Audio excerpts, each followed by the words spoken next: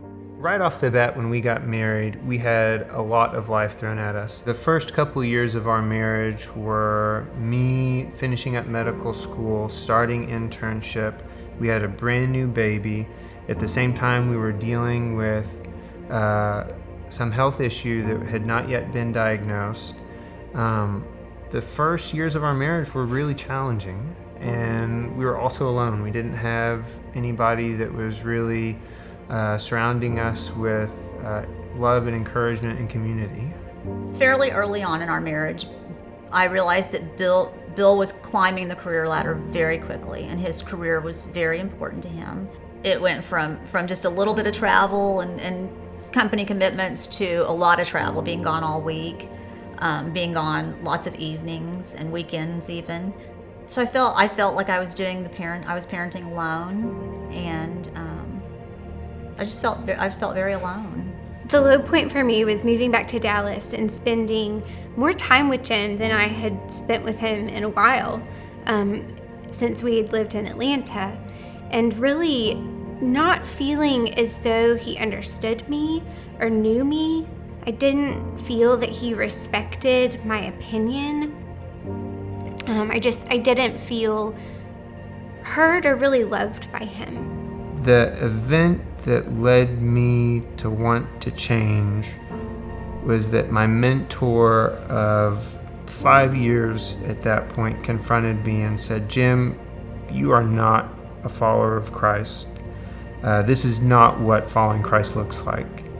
It was that same night that I did give my heart over to Jesus and become a follower of Christ.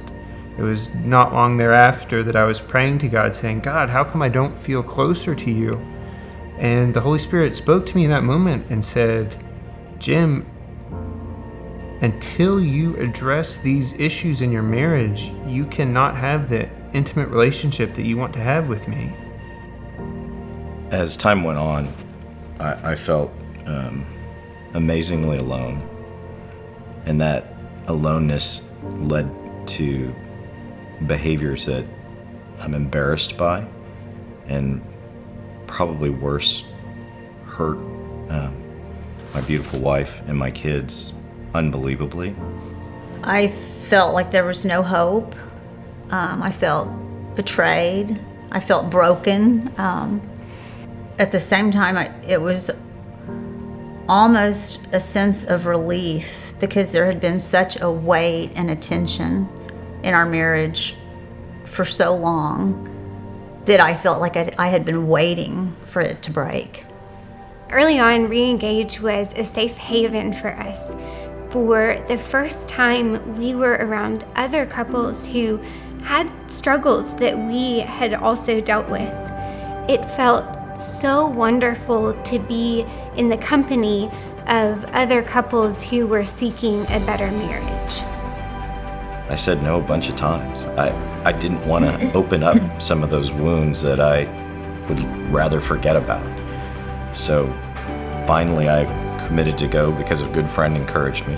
In Reengage, you are inviting God into your marriage to do a work in your heart, and you build upon that foundation.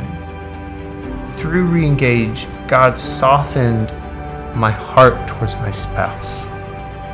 He now sees me in a way that is new. He's gentle towards me, he is loving towards me, and he's a leader for our family. I describe the state of my marriage today as probably better than it's ever been. You know, when you kind of hit the bottom, you have to ask some hard questions, and I want to be known as a great husband, a great father. Yeah, I've had some success in business, but that's not really what I want to be remembered for. I feel happy. I feel at peace. I feel loved. I feel like we are on the same page again with our faith. I love to spend time with him now. I look forward to spending time together, whereas I used to maybe dread it a little or anticipate it when things weren't as good, and we just enjoy one another now. The most important message that we heard from Reengage is that the perfect model for for how to love another person is found in Jesus, and that we are incapable of loving our spouse the way that God designed without the power of the Holy Spirit in our lives. That's great.